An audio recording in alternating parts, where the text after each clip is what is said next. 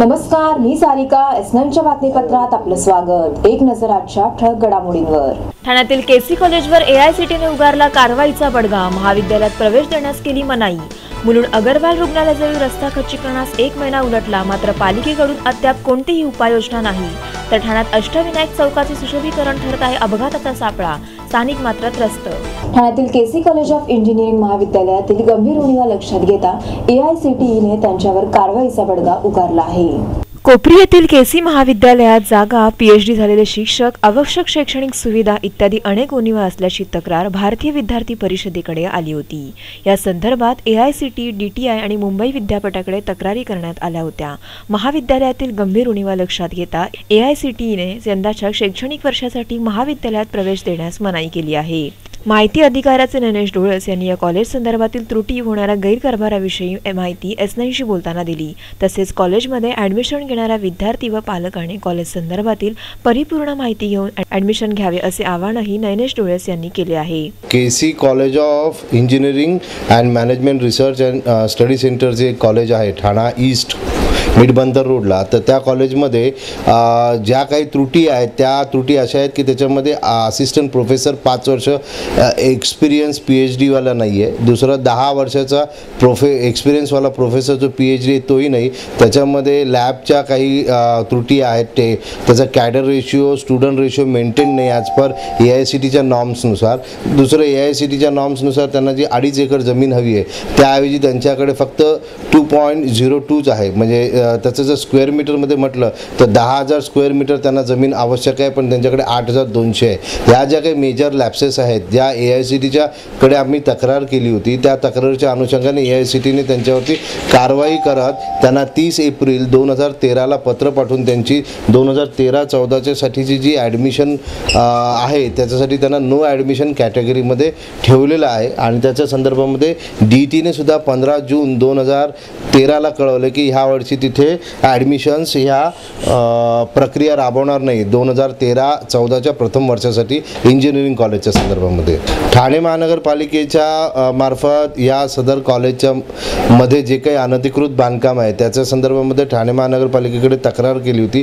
त्या तक्रारीच्या अनुषंगाने ठाणे महानगरपालिकेने 3 ऑक्टोबर 2012 रोजी त्यांच्यावरती MRTPची नोटीस कलम 53(1) आणि 52च्या नुसार बजावली होती.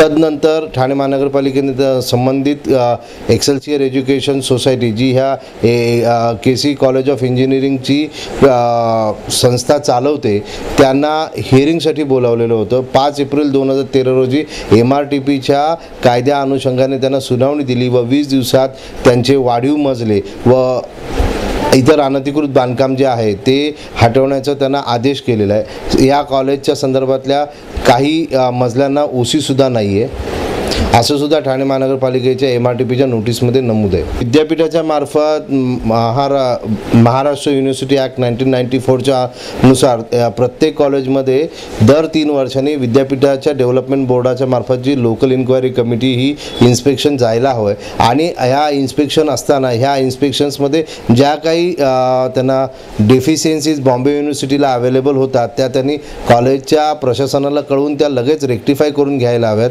पण विद्यापीठाचा डेव्हलपमेंट बोर्ड जो आहे बॉम्बे युनिव्हर्सिटी त्यांनी त्यांना डेफिशियन्सीज कशा दिसल्या नाही किंवा आढळल्या नाही हा फार मोठा गूढ आणि संभ्रमातला प्रश्न आहे. कारण एआयसीटी सारख्या संस्थाला त्यांच्या एक्सपर्ट कमिटीला इथे ह्या गोष्टी आढळतात आणि बॉम्बे युनिव्हर्सिटीतल्या विद्यापीठाच्या मार्फत गेलेल्या कमिटीला या आजपर्यंत कधी आढळल्या नाही हा फार मोठा आश्चर्याची बाब आहे. याची शासन स्तरावरती सुद्धा इन्क्वायरी व्हायला हवी आहे. पाल्यानं हेच आवाहन करेन की सदर कॉलेजेसमध्ये ॲडमिशन घेताना त्यांनी त्याची ऑथेंटिसिटी चेक करावी. दुसरं, आता हे जे कोपरीचं जे कॉलेज आहे केसी इंजिनिअरिंग कॉलेज याच्या संदर्भामध्ये DTचं जे पत्र आलेलं आहे ते पत्र आणि त्याचा उल्लेख हा लोकल न्यूजपेपरमध्ये आलेला आहे की यांचं ॲडमिशन प्रक्रिया थांबवलेली आहे. एआयसीटीने यांना नो ॲडमिशन कॅटेगरीमध्ये ठेवलेलं आहे. तर एआयसीटीच्या वेबसाईटवरती या कॉलेजच्या संदर्भात सुद्धा माहिती असेल ती ॲडमिशन घेण्यापूर्वी पाहावी. आणि अशा प्रकारच्या कॉलेजमध्ये आता हे जे काही एआयसीटीने जी कारवाई केलेली आहे ज्याला कारवाई केल्यामुळे ॲडमिशन तिथे घेऊन त्याला कोणतीही प्रकारची मान्यतासुद्धा मिळणार नाही आहे 13 आणि 14साठी. तरी विद्यार्थ्यांनी याबाबत सावधान व्हावं. या कॉलेजच्या संदर्भामध्ये ठोस कारवाई होत नाही असं म्हणणं थोडंसं संयुक्तिक नाही पडणार, कारण ह्याच्यामध्ये जी काही तक्रारी ज्या होत आहेत किंवा ह्यांच्यावरती ज्या काही प्रक्रिया शासन स्तरावर चालू आहेत त्या आम जनतेपर्यंत खुलेपणाने जास्तीत जास्त पोहोचलेल्या नाही आहेत. त्यामुळे विद्यार्थी, पालक, त्यांचे नातेवाईक किंवा जे ॲडमिशन घेणारे आहेत किंवा ज्यांनी ॲडमिशन घेतले यांना ही गोष्ट कळलेली नाही. मुळात ही संस्थेला जी जमीन दिली होती जी शासनाने काही अटी आणि शर्तीवरती काही वर्षाकरता दिली होती, त्याच्या संदर्भातलं त्यांना 1988 साली शासनाला 10,88,750 रुपये भरायचे होते या सदर संस्थेला, पण त्याच्या अगेन्स्ट त्यांनी फक्त 30,000 रुपये भरले. म्हणजे शासनाची महसूलसुद्धा त्यांनी थकवून ठेवलेला होता. दुसरं याच्यावरती यांना जी जमीन जी देऊ केलेली आहे त्याच्या क्रीडांगणाची जी मुदत आहे याचा लीज पिरियड पण संपलेला होता 2003ला. या सगळ्या संबंधित गोष्टीबाबत जिल्हाधिकाऱ्यांकडे तक्रार केली असता जिल्हाधिकाऱ्यांच्या मार्फत कारवाई होऊन जरी ह्या संस्थेला लीज वाढ मिळाली असेल तरी यांना आता शासनाला 1,92,93,316 रुपये तातडीने भरायचे आहेत. त्याशिवाय यांच्या बाबत संबंधित जमिनीचा पुढील शासन स्तरावरती प्रक्रिया राबवली जाणार नाही अशा प्रकारचं त्यांना देण्यात आलेली नोटीस वजा जे पत्र आहे त्याच्यातून अभिप्रेत होतोय. आणि ते जे पत्र जिल्हाधिकाऱ्यांनी दिलेले आहे त्याची तारीख आहे 5 जून 2013. अधिकाऱ्याच्या प्रचाराचं काम करतो. विशेष म्हणजे PhD धारक एकही प्राध्यापक या कॉलेजमध्ये नसल्याने विद्यार्थ्यांना परिपूर्ण ज्ञान मिळणार कसे ही गंभीर बाब उघडकीस आली आहे.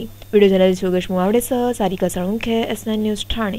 वटपौर्णिमेनिमित्त आंबा फणस पूजेचे साहित्य घेण्याकरिता महिलांनी बाजारपेठेत गर्दी केल्याचे दिसून आले.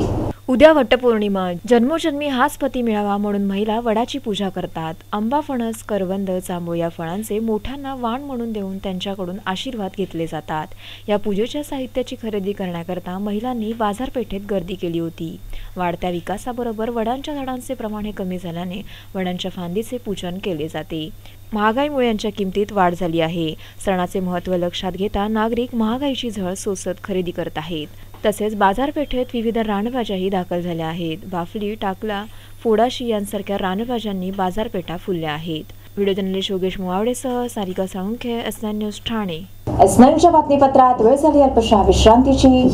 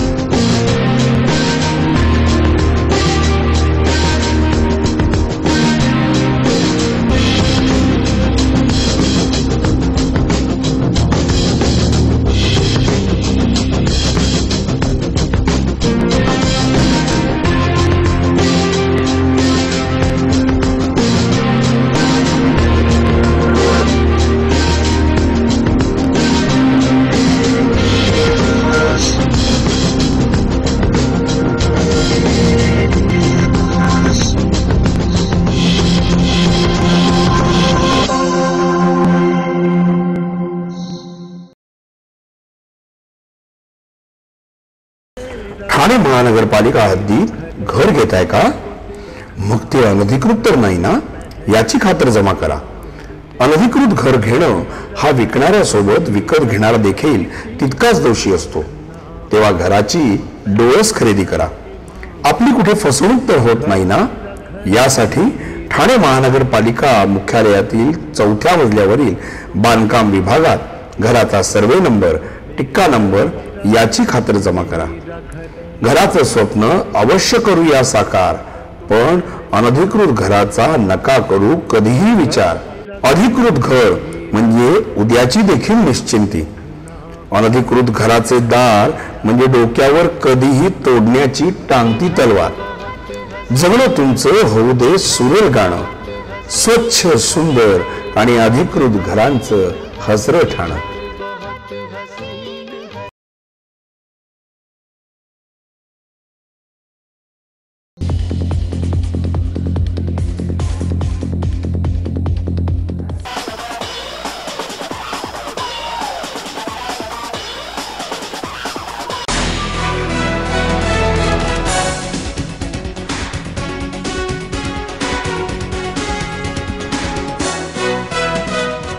S9च्या बातमीपत्रात आपलं स्वागत. मुलुंड अगरवाल रुग्णालयाजवळ रस्ता खचून 1 महिना झाला असून वाहतुकीच्या समस्यांमध्ये वाढ झाली आहे.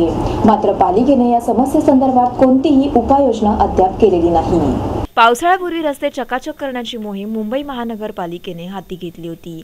मात्र ही मोहीम फोल ठरल्याचे रस्त्याच्या सद्यस्थितीवरून दिसून येत आहे. मुलुंड अगरवाल रुग्णालयाजवळ रस्त्याचे काम अतिशय निकृष्ट दर्जाचे केल्याने महिनाभरापूर्वी ट्रकच्या वजनामुळे हा रस्ता खचला होता. रस्त्याच्या खच्चीकरणामुळे येथे विविध वाहतुकीच्या समस्या निर्माण झाल्या आहेत. या संदर्भात नागरिकांनी पालिकेकडे वारंवार तक्रार करूनही रस्ता खच्चीकरणाला 1 महिना उलटला तरी कोणतीही ठोस उपाययोजना पालिकेकडून न केल्याचे रस्त्याच्या सद्यस्थितीवरून दिसून येत आहे. Chetan Sawant, S9 news, Mumbai. Mumbra station परिसरात स्मृती नावाची 4 मजली इमारत कोसळून झालेल्या दुर्घटनेत 10 जणांचा मृत्यू झाला असून जखमींवर नजीकच्या रुग्णालयात उपचार सुरू आहेत. शिळाफाटा दुर्घटनेला 4 महिने उलटत नाही तोवरच पुन्हा एकदा मुंब्रा परिसरात इमारत कोसळण्याची दुर्घटना घडली आहे. मुंब्रा स्टेशन बाहेर स्मृती नावाची 30 ते 35 वर्ष जुनी असलेली 4 मजल्याची इमारत रात्री 2:30च्या सुमारास कोसळली. या दुर्घटनेत एकूण 8 जणांचा मृत्यू झाला असून 14 जण गंभीर जखमी झाले आहेत. घटनास्थळी अग्निशामक दल, मदत आणि बचाव समितीकडून मदत पुरवण्याचे काम सुरू आहे. तर ढिगाऱ्याखाली काही जण अडकल्याची शक्यताही आहे. ठाणे महानगरपालिकेने ही इमारत धोकादायक असल्याचे जाहीर करून रहिवाशांना नोटीसही धाडली होती. रात्री इमारतीचा काही भाग कोसळल्याने रहिवाशांनी लगेचच इमारतीबाहेर धाव घेतल्याने कित्येकांचे प्राण बचावले. तर युद्धपातळीवर येथे ढिगारा उपसण्याचे काम सध्या सुरू आहे. पण आहोत मुंब्रा स्टेशन परिसरात. शिळफाटा दुर्घटनेला 3-4 महिने उलटत नाही तोवरच इथे रात्री 2:30च्या सुमारास एक दुसरी आपण इथे पाहू शकतो की रात्री इथे स्मृती नावाची जी इमारत होती ती 2 ते 2:30च्या सुमारास इथे पडली आणि एकूण 5 जण याच्यामध्ये मृत्यू पडलेले आहेत. पावसाळा नुकताच सुरू होतो की नाही, अजून मेन पावसाळा सुरू होतो तोपर्यंत तिथे इमारती पडण्याचं दुर्घटनांचं सत्र हे सुरू झालेलं आहे. आपल्यासोबत इथे काही स्थानिक रहिवासी आहेत, आपण त्यांच्याशी बोलूया. रात के 2 बजे ठीक एकदम मतलब तड़तड़ाने की आवाज़ आई, बहुत ज़ोरदार तड़तड़ाने की आवाज़ आई तो हम लोग घबरा करके नींद से उठे. जब नींद से उठे तो हमें लगा कि पता नहीं कहीं बम पड़ा कि क्या हुआ. बिल्कुल हम लोग डर के उठे तो सामने देखे तो बिल्डिंग एक हिस्सा पूरा गिर चुका था. देखिए ऐसी आवाज़ आई, जैसे अभी आवाज़ है ऐसी आवाज़ आई, बम फटने की आवाज़. हाँ बिल्कुल मतलब हम लोग हड़बड़ा के उठे, देखे तो एक हिस्सा पूरा गिर चुका था और फिर कुछ लोग थे भागा भागी करके दौड़ के आए. फिर उधर से 4 बच्चों को निकाला गया और 2 औरतों को निकाला गया. फिर यहीं के लोगों ने मतलब सोचे कि पीछे के रास्ते से अंदर जाके बिल्डिंग में से निकालें तो कुछ 30-35 लोग उस तरफ से आए और अंदर जाने के लिए गए. तो जैसे मतलब अंदर जाने के 3-4 लड़के थोड़े अंदर ही हुए थे, उतने में पिछला हिस्सा भी पूरा धड़ाम गिर गया. बघतोय आपण की इथे फायर ब्रिगेडवाले येऊन इथे ढिगारे काढण्याचे काम करत आहे. ढिगाऱ्याखाली अजून कित्येक लोक असण्याची शंका इथे व्यक्त होत आहे, शंका निर्माण झालेली आहे. त्याच्यामुळे वारंवार इथे या घटना घडतात. व्हिडिओ जर्नलिस्ट योगेश मुवावडेसह सारिका साळुंखे, S9 न्यूज, ठाणे. S9च्या बातमीपत्रात वेळ झाली अल्पशा विश्रांतीची.